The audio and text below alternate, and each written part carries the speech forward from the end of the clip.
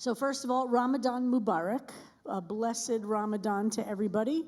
Ramadan began this week, yesterday, along with Rosh Chodesh Nisan. It's the new month for Jews, and it's the month for Muslims who are beginning their observance of this sacred month-long holy time.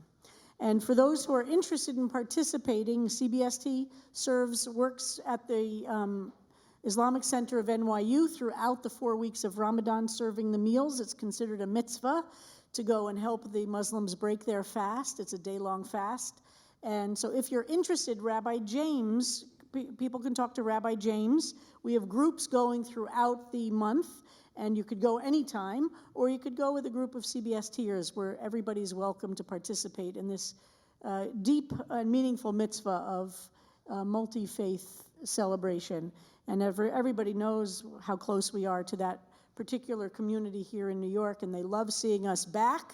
It's one of the things that we very much missed during the height of COVID, to be able to really be present during those iftar meals.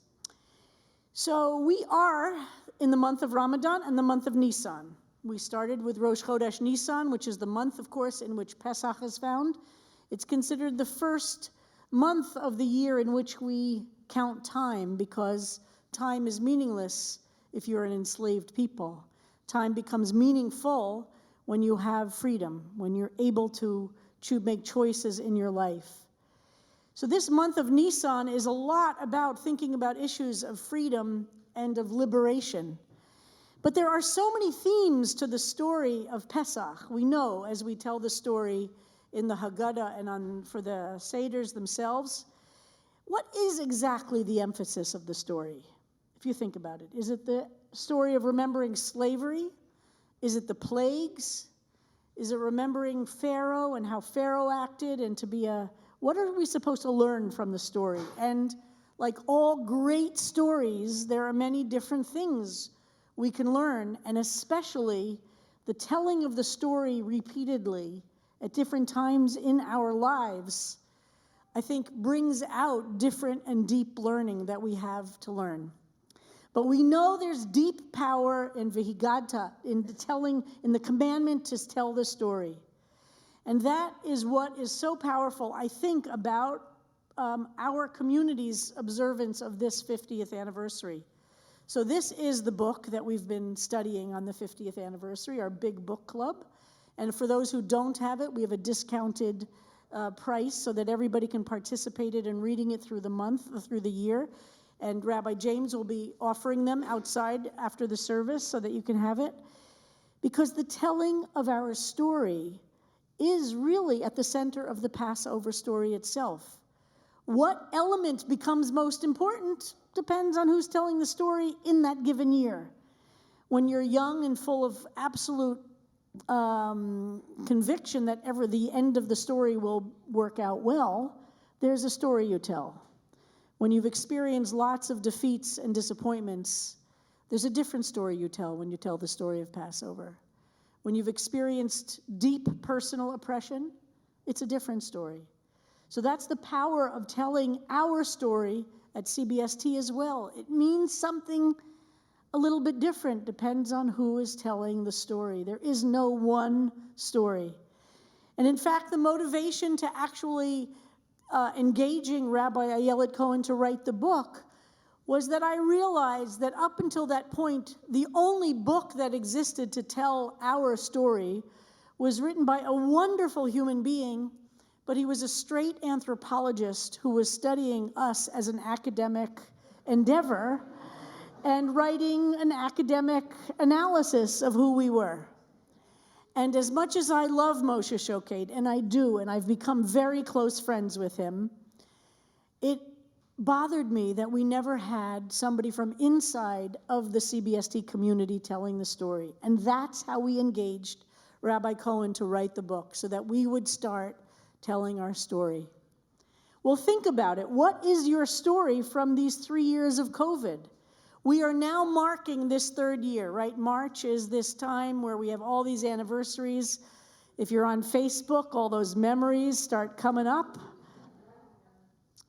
When we came back to the sanctuary, the first service, Harold Levine made this for me because he thought the one thing I might miss from COVID is being able to mute people on all those Zooms.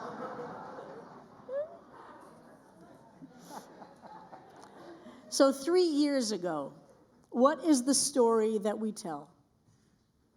You remember the Purim was the last time we as a community gathered for a holiday. And then we went to the Shabbat, and all week the leadership of the synagogue was agonizing. Do we close the synagogue or not? What's going on with the New York City public schools? How do we know which rules or regulations or advice to follow?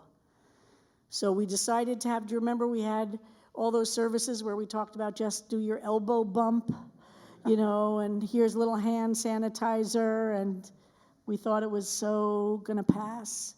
And then that Friday night, we had a service, and it was Liz Gall's and Lisa Springer's kids' bar mitzvah that Shabbat, and we were brokenhearted, the idea of not being able to do it, so we did it, but remember, we spread everybody out.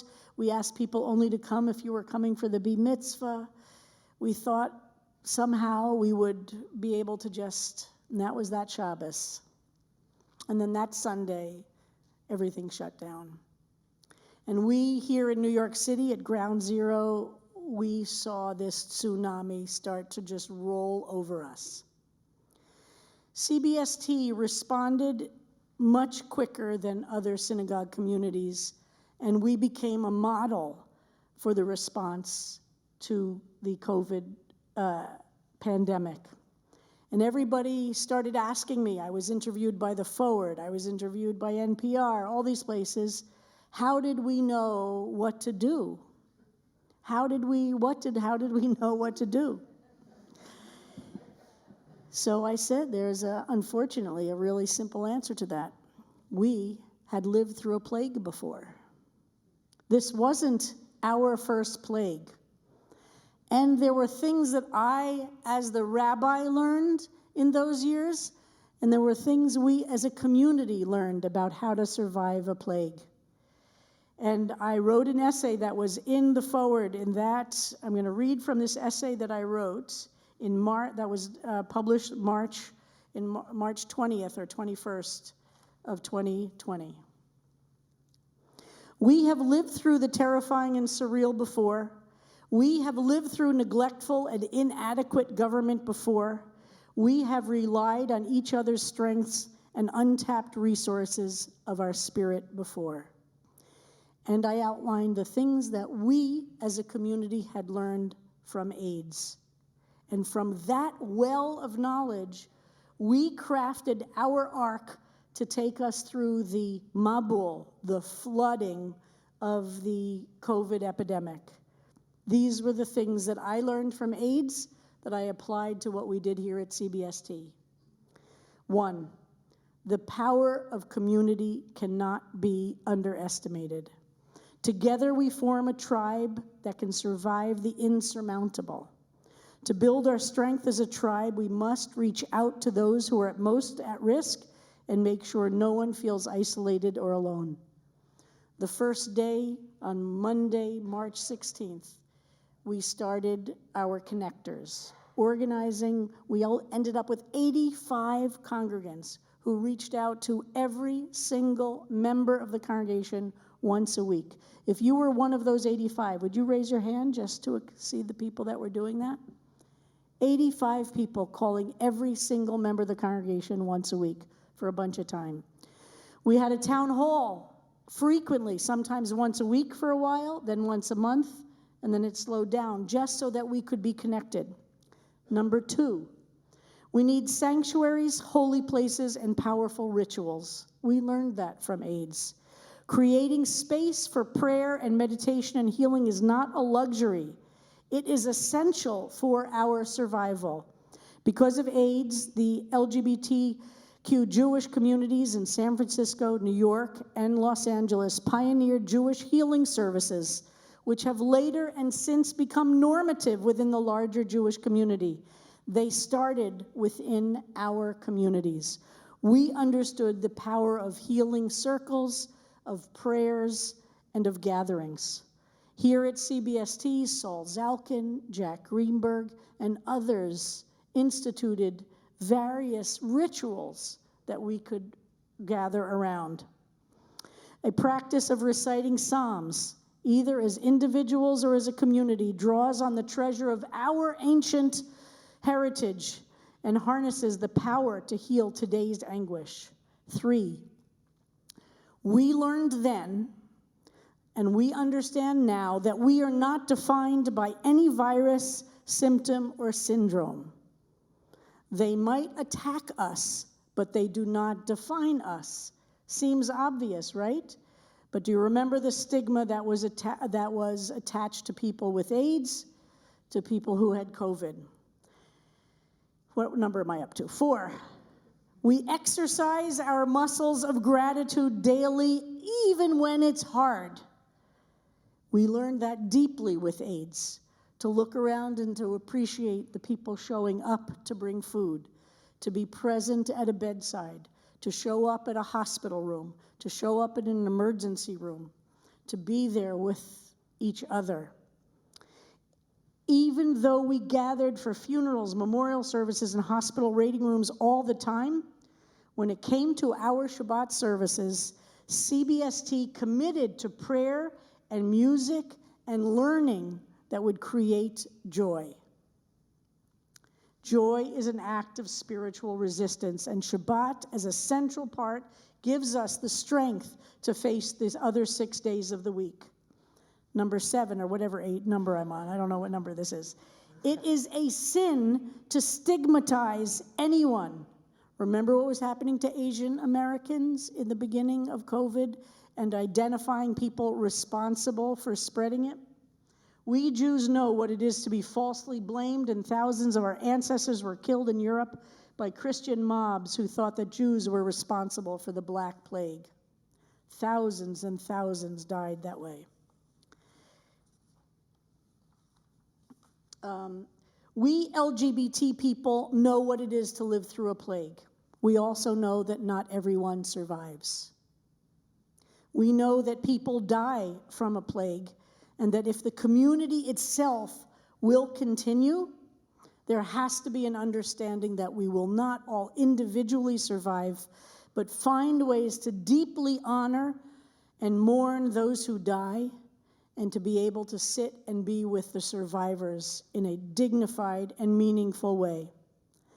Up on our board, this memorial board behind us, where every person in our community, over 40% of CBST died from AIDS in the years from 1981, when it was first identified, to 1997, when the therapies made it possible to live with AIDS. The CBST community knows what it takes to live through a plague.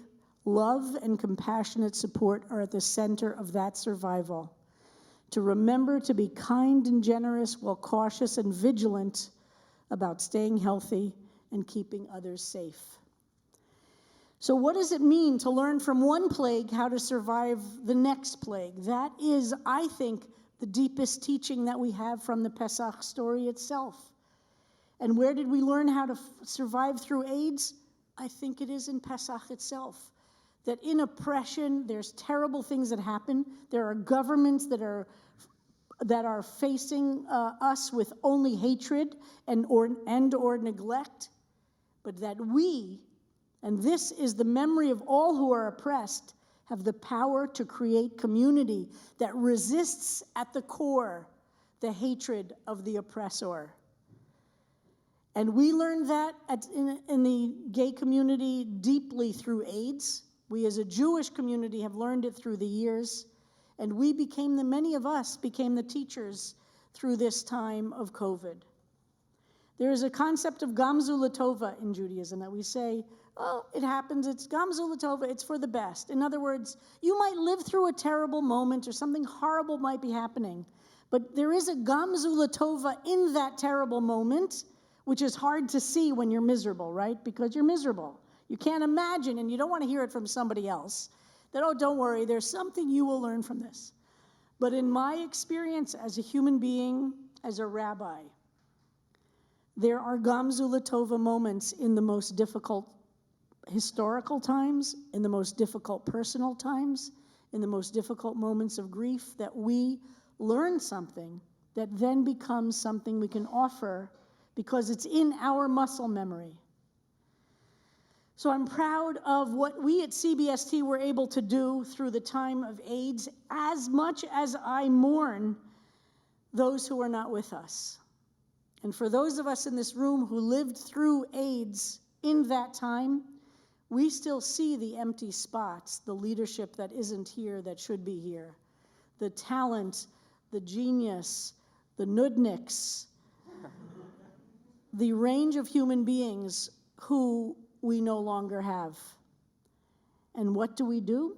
We don't let it crush us. We take that commitment into building even stronger community because, as the Pesach story tells us, there are more plagues ahead. So as we read this, let's read this together. Where is it on the Shabbat program? I put this in the very first Shabbat program during from this piece during the time of the beginning of COVID on the top of page 2 of the program. Let's read this together. The CBST community knows what it takes to live through a plague. Love and compassion and support are at the center of survival. Remember to be kind and generous while being cautious and vigilant about staying healthy and keeping others safe. We will continue being a powerful spiritual community of resistance and love. May the Holy One surround you and your loved ones and give you strength and comfort as we face the uncertainty of the times we are in. Be the reason people have faith in the goodness of others. And this is the Torah I learned from AIDS. Shabbat Shalom.